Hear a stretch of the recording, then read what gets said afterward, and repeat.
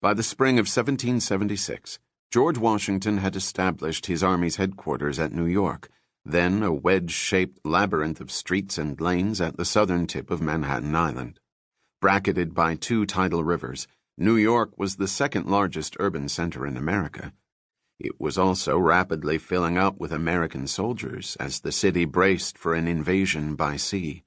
5 miles to the south of the American encampment in New York, lookouts atop Staten Island's Tote Hill searched the horizon for enemy ships.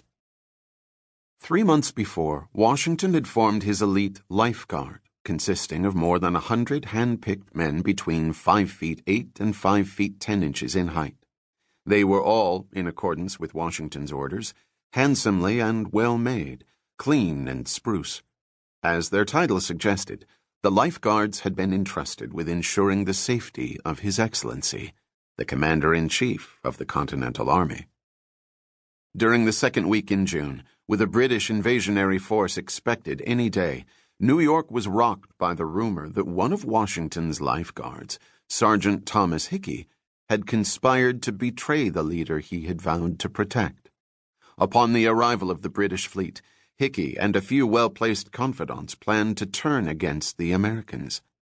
Hickey had been accused of the blackest of crimes, but the case had a startling legal nuance. How could a people who still called themselves British subjects condemn a soldier for remaining loyal to the king? Certainly the New York courts, being as yet held by authority derived from the Crown of Great Britain, could not try the man. The only alternative was for Washington to try Hickey before a military tribunal.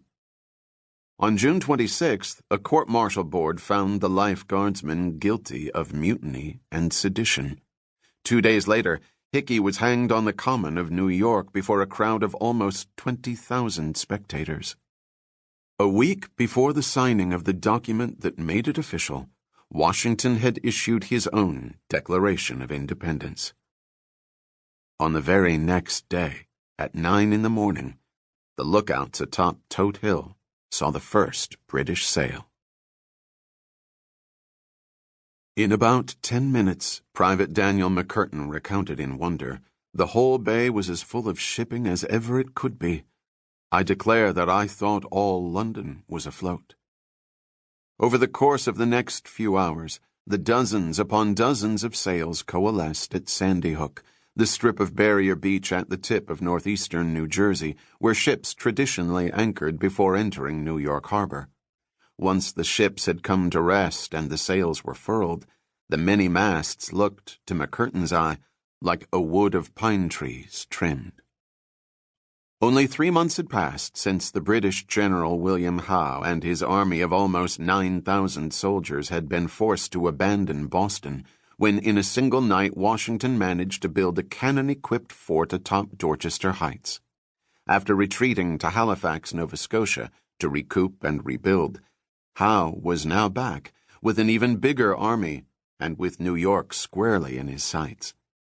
It seemed almost unimaginable that King George and his ministry could have responded so quickly and with such force to the setback in New England. But as it turned out, King George was just getting started. A few days later, the wind shifted into the south, and the 100 or so ships gathered at Sandy Hook started up the channel toward the Narrows, the mile-wide choke point between Staten Island and Long Island, through which all ships sailing into New York Harbor must pass. At that moment, Henry Knox, the 25-year-old commander of the Continental Army's artillery regiment, and his wife Lucy were standing together at the second-floor window of their temporary quarters at No. 1 Broadway. Henry had already decided that his wife and their young daughter must leave New York, but Lucy had stubbornly insisted on remaining by his side. Now, with a fleet of enemy warships and transports racing up the channel, both of them knew that she had indeed stayed too long. "We saw the ships coming through the Narrows," he wrote to his brother William, "with a fair wind and rapid tide, which would have brought them up to the city in about half an hour. You can scarcely conceive the distress and anxiety that she then had. The city in an uproar, the alarm guns firing, the troops repairing to their posts, and everything in the height of bustle. I not at liberty to attend her, as my country calls loudest. My God, may I never experience the like feelings again. Fortunately, the wind began to die and shift to the north. At first it looked as if the fleet was about to veer off for Long Island, but eventually the ships turned to the west and started to anchor along the shore of Staten Island.